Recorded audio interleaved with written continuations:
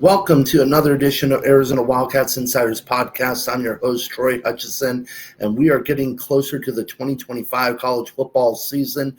Year two underneath Coach Brett Brennan. Arizona's trying to turn things around after an underwhelming 4-8 season. We're gearing up for college football. Training camp is on its way, but we are also getting closer, still far away, but closer to the 2025-26 college basketball season, where last year Arizona fell in the Sweet 16 to Duke in a classic 100-93 game. Arizona battled back after being down by double digits and nearly came back and pulled off the upset.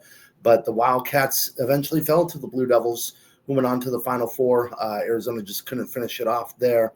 This offseason, Arizona welcomed back four key players, and Anthony Del Rosso, Tobe Awaka, Rivas, and then you also have Jaden Bradley, point guard Jaden Bradley, all coming back, looking to reload, retool, and build upon last season's success after starting off fairly slow, going 4-5 to start off during the non-conference. Arizona battled back, got a top 4 seed in the NCAA tournament, looked really gritty defensively.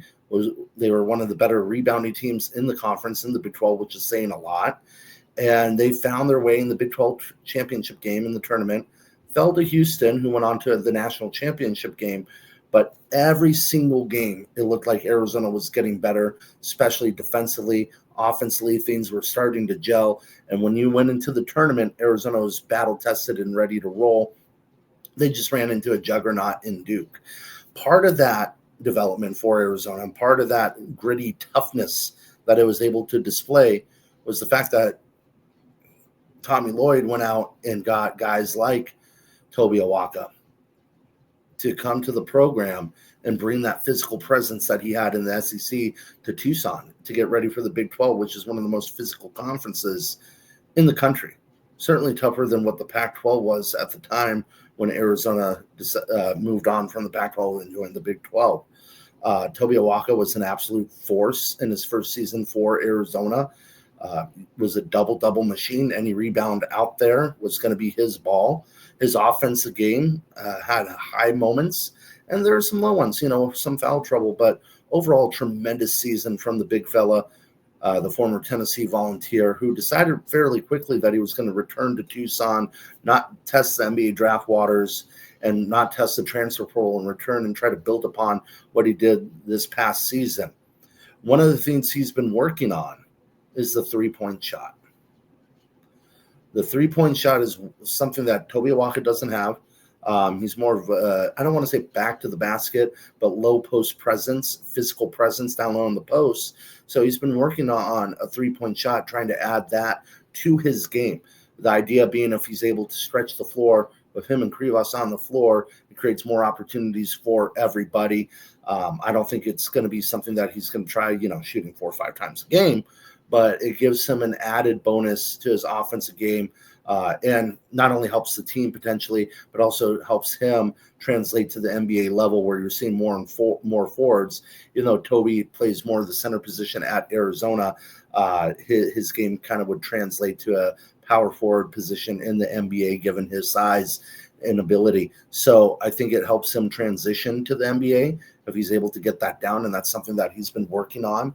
Along with the coaches that stayed when Tommy Lloyd was over with Colby in the U19 World Cup games. They were able to win the gold there. But that's something that Toby's been working on, is his shooting ability. And I think not only the three-point shot, but just stretching the floor. I think that the big thing is stretching the floor there.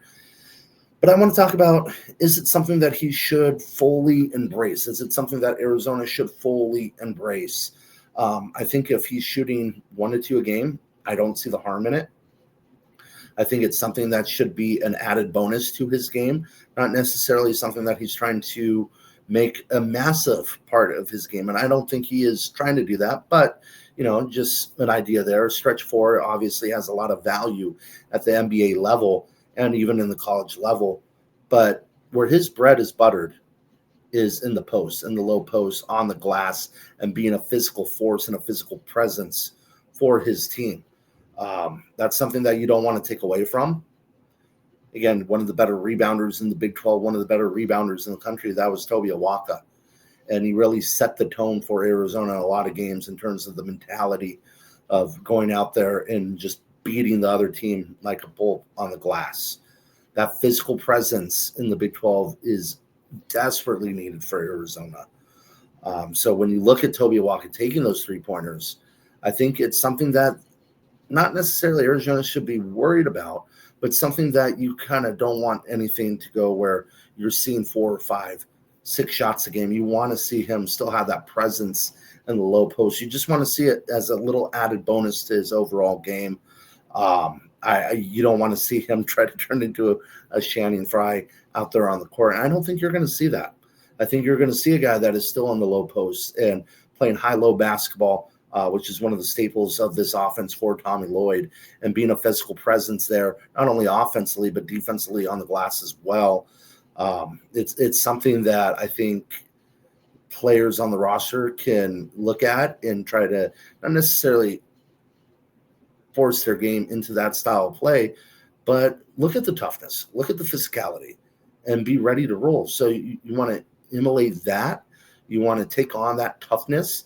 And the guy that kind of sets that for Arizona is Tobe Awaka. Not kind of, he definitely sets it for Arizona. So I think the 3-point shot is an added bonus, but I don't think it's something that he should make a full part of his game. And I would like to see Tobe stay more in the paint. If you could stretch it at times, cool. And the added bonus not only of the 3-point shot is making the baskets, but if you're able to make a couple and you get a big out there at the 3-point line and you're able to beat them off the dribble to get to the bucket, that's another added bonus to that. That's kind of like, a massive theme, not only for the offense, but for his game as well. So if he's able to do that, it just creates another dynamic to his game.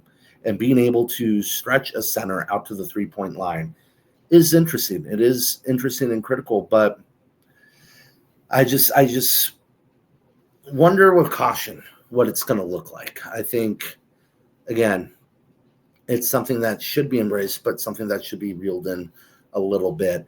And as you look at this offense and you look at this team, I think a lot of the games are going to go with how Tobe Awaka and Jaden Bradley set the tone. Do I think Tobe Awaka is going to be one of the leading scorers on this roster? Maybe not. It wouldn't surprise me if he averages around 9 to 11 points a game, but I think he's one of the heart and souls of this Arizona roster, and setting that mindset, setting that precedence, not only the returning players, not only a couple players that transferred in, but also with the incoming freshman class, and seeing that presence and getting them ready for Big 12 basketball. That's going to be Tobe Awaka's job, kind of just setting that mindset. I think they did a terrific job of that last year. I think he did a terrific job of it this year or last season as well. And I don't see that going away. But, for the fans out there, they're like, yeah, let's see more 3-point shots. Let's see him work in the paint. I think, again, 1 or 2 a game, no harm, no foul. But where his bread is going to be buttered is that low post, and where Arizona is going to win games in this conference is in the low post. You're not going to beat Houston at the 3-point line. You're not going to beat Texas Tech at the 3-point line, Kansas at the 3-point line, Baylor at the 3-point line. The way you beat teams like that is in Iowa State is you out-muscle them. Yes, you're going to have some tremendous shooting games, but if you're going to be in, game out, and take that game on the road, it's going to be through physicality. It's going to be through Tobe Awaka in the post. It's going to be through rebounding the ball on the offensive and defensive glass and keeping your opponent off the offensive glass.